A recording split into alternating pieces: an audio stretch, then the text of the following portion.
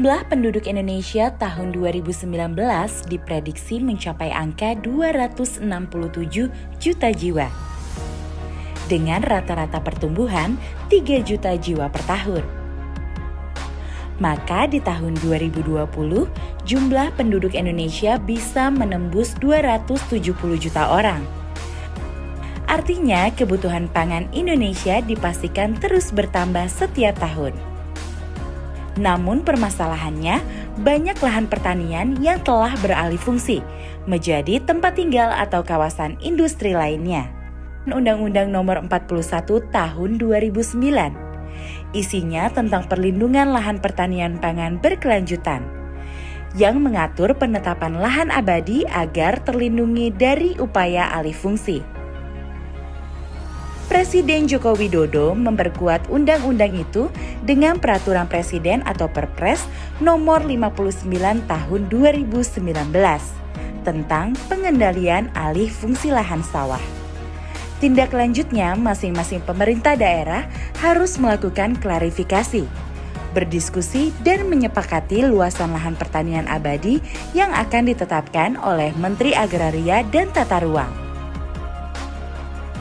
Saat ini ada 7,1 juta hektar lahan baku sawah yang tercatat, termasuk 5 juta hektar lahan yang sudah ditetapkan sebagai lahan pertanian pangan berkelanjutan. Lahan yang ditetapkan sebagai lahan pertanian abadi tidak boleh diganggu-gugat, sebab ada ancaman hukuman pidana maupun denda.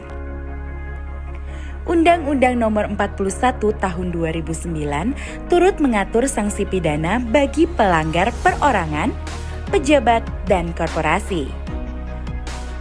Berdasarkan pasal 72 sampai 74, ancaman hukuman pidana dan denda bagi para pelanggar bervariasi, mulai dari penjara paling lama 7 tahun serta denda maksimal bisa mencapai 7 miliar rupiah. Dan berkewajiban mengembalikan keadaan lahan. Menteri Pertanian Syahrul Yassin Limpo mendorong para kepala daerah untuk segera menetapkan lahan abadi di wilayahnya. Tujuannya agar penyusutan lahan pertanian segera bisa di-stop, sehingga petani memiliki kepastian lahan garapan pertanian dan konsistensi produksi bisa terjaga. Assalamualaikum warahmatullahi wabarakatuh. Perkenalkan, nama saya Putri. Hari ini saya akan mewawancarai teman saya yang bernama Tia. Untuk Tia, menurut Tia, akibat apa saja yang terjadi dari kegiatan peralihan fungsi hutan menjadi pertanian terkait dengan ekosistem? Oke, terima kasih atas pertanyaannya. Yaitu akibat yang terjadi dari peralihan fungsi lahan menjadi pertanian adalah berdampaknya terhadap meningkatnya banjir di musim hujan dan kekeringan di musim kemarau. Baik, terima kasih jawabannya. Sekian dari saya, terima kasih. Wassalamualaikum warahmatullahi wabarakatuh. Peningkatan kebutuhan lahan untuk industri, jasa, dan perumahan yang menyebabkan terjadinya alih fungsi lahan pertanian sehingga mengurangi luas lahan produktif. Hal ini juga terjadi di Desa Tanggumong, Kecamatan Sampang, Kabupaten Sampang. Bentuk alih fungsi yang terjadi sejak tahun 2017 hingga mencapai luas 1,5 hektar. Oleh karena itu, adanya alih fungsi lahan sawah akan memberikan dampak sosial ekonomi terhadap petani padi. Sehingga tujuan penelitian ini untuk menganalisis dampak sosial ekonomi alih fungsi lahan pertanian terhadap petani padi. Penentuan lokasi penelitian dilakukan secara sengaja atau purposif. Metode pengambilan sampel menggunakan metode simple random sampling dan diperoleh sebanyak 51 orang responden petani padi. Metode analisis data yang digunakan adalah analisis deskriptif, kualitatif, dan analisis secara komprehensif terhadap hasil penelitian yang diperoleh disertai dengan jurnal hasil penelitian pendukung.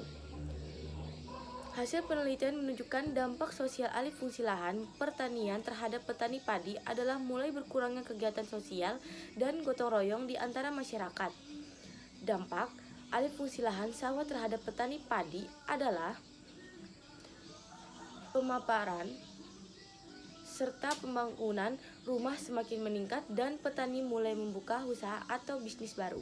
Fungsi lahan hutan untuk perkebunan merupakan salah satu alternatif dalam mengatasi keadaan hutan yang rusak kritis, sebab selain cepat mendatangkan pendapatan asli daerah dari berbagai retribusi maupun pajak, juga masuknya industri perkebunan menciptakan lapangan pekerjaan yang cukup besar. Berdasarkan kebijakan dan kewenangan yang diberikan perundang-undangan berdasarkan asas otonomi daerah, maka pemerintah daerah diberikan kewenangan dalam mengatur dan mengelola sumber daya alam termasuk sektor perkebunan, diterjemahkan dalam berbentuk kebijakan alih fungsi lahan hutan untuk perkebunan yang diberlakukan pemerintah daerah dengan paradigma pembangunan kapitalistik yang lebih menekankan kepada aspek ekonomi tanpa memperhatikan kepentingan masyarakat. Ada telah menimbulkan implikasi yang serius. Implementasi kebijakan alih fungsi lahan hutan untuk perkebunan ternyata menimbulkan konflik, baik konflik norma maupun konflik kepentingan secara langsung maupun tidak langsung. Dikotomi kepentingan ini merupakan masyarakat adat pada posisi marginal. Hal ini membuat masyarakat dan NBSP mendesak dengan pilihan terbatas dan mendorong mereka menjalani akses sumber daya hutan yang selama ini mereka kuasai.